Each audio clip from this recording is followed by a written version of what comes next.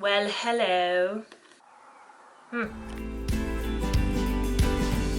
everyone, welcome back to my channel. I hope you're all doing really well. My name is Hannah and I am an author from the south of England. On today's video, we will be unboxing the June edition of the Abominable Book Club book box. And before we start, I may have a slight confession to make.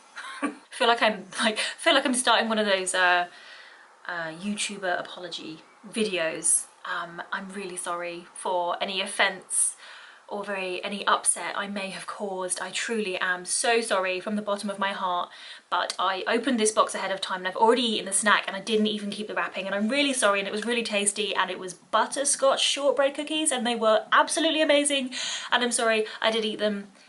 I'm not actually that sorry, they were really good. So I have the rest of the box to open in this video, but I can't show you the snack because it has gone. You may also have noticed that my background is a bit different. It's kind of messy, hence why I'm sitting directly in front of it. Brilliant. I seem to have lost my tripod. Seems like a really weird thing to lose as they're kind of sizable, but I have lost mine. I do not know what I've done with it. I'm assuming it's in the same place as my door key because I don't know where that's gone either. So all in all, this is going really well. So anyway, the Abominable Book Club book box. This is the June edition, as I've already said. It was just bad. Like, it came on a day where we didn't have any food in the house and I'd had a long day at work and I'd been really busy, and this rocked up on the doorstep and I was like, you know what? I know that there's a good snack in there, and I'm just gonna eat it. So I did. That's the end of that story, really. So okay, let's get started. I realised I never actually show the actual inside of the box. So this is what the box is like when you first open it. Normally there's a snack and it sits just about here. Just imagine it. There are some biscuits and they're in the box. Or if you're one of my American followers, there are some, wait, what do you guys say? Cookies? I mean, they weren't cookies, they were straight up biscuits. But they weren't biscuits like scones, like you guys call biscuits, and they definitely weren't with gravy, but just imagine them right here. These are teas and coffees, which are always very much appreciated. My other half always nicks the coffee bag, which makes me slightly sad, but I'm not really meant to have caffeine, so... sad. You can have it. And then we have the little card that tells you the information about what's in the box. I tend to try and stay clear of that because I always spoil it for myself, so I will read that later. And then we have the magazine or journal or whatever it is people call these things, and then the books underneath. Okay, tea and coffee. It is what it says it is. Wonderful. Then on the top this month we have The Ghastling, book number 13, obviously the best one because it's number 13, and it's Tales of Ghosts, the Macabre and the Oh So Strange. Oh, you know, me and Dan are going to London tomorrow.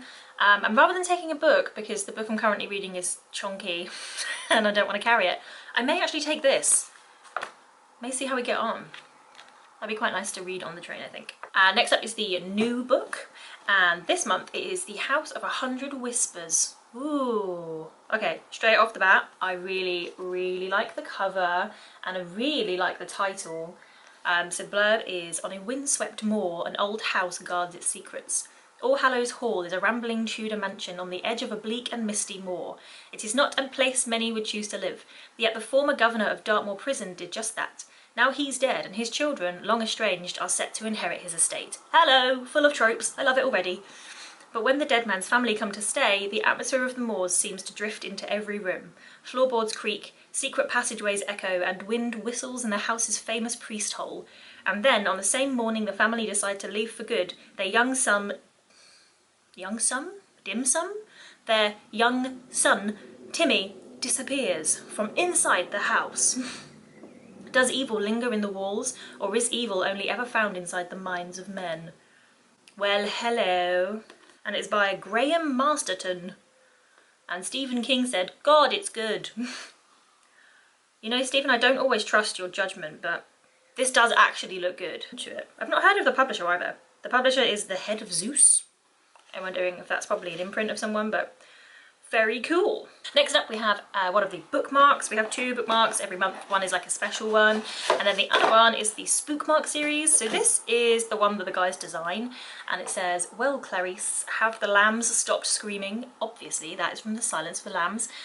Very much like that one. I will be using that one. Really like The Silence of the Lambs. Need to reread that. So there's a recipe on the back of this thing. That's never a good sign when there's a Silence of the Lambs quote and obviously this little bad boy down here, and then the back there's a recipe. It's okay, I can confirm there's no human in the recipe. Spook Mark 9, Series 3. The burial chamber was filled with the smell of rot, a stench of things centuries old and centuries decayed that insulted the nose. Dr. Howard's team had spent days cataloguing the items from inside, but there was still so much left. He saw opulence and excess everywhere he looked, the dim light from the lantern glimmering across 1,000 priceless gems like eyes in the dark. I like that image a lot. That was not part of the story. Dr. Howard approached the sarcophagus, a monolith etched in the likeness of its long-dead occupant, and got on his knees. The jugs had been cumbersome to carry so deep into the tomb, but he made it there without spilling much of their contents. In front of the sarcophagus was a golden ceremonial bowl into which he appended each jug. He was careful not to splash too much as he poured, and he watched the thick, nourishing red liquid drain out through the hole in the centre of the bowl. He had to be quick. The soldiers would be back soon. They would find his team slaughtered in their tents, their bodies drained of life. But by then it wouldn't matter. He would be returned, and no army could stop them. That sounds like the blurb of something really cool. Next we have a pin. I thoroughly enjoy getting the pins, and actually the pins from this book box inspired me to get a pin board, so mine now live on a board, and if I remember to, I will insert an image of that board with this pin on it. But this is some kind of Grudge-inspired smartphone zombie reference, I believe. It's very fun. And last but by no means least, we have the second handbook. These have recently become a bit of a gamble for me, but I still like the gamble. I don't mind that it's a gamble. And if they're not to my taste, they just go to Oxfam, so no harm done. But I think I've mentioned this before. One of my actual favourite books from last year was Richard Matheson's Hell House, and that was one of the second-hand books from this book box. So yeah, always happy to take the risk. And the guys have gotten better at wrapping these because they're really hard to get out now.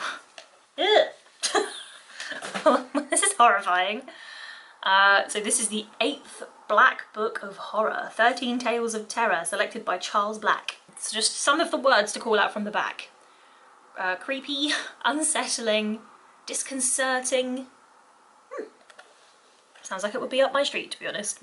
By Mortbury Press. It's another, I'm assuming either small press or like an offshoot.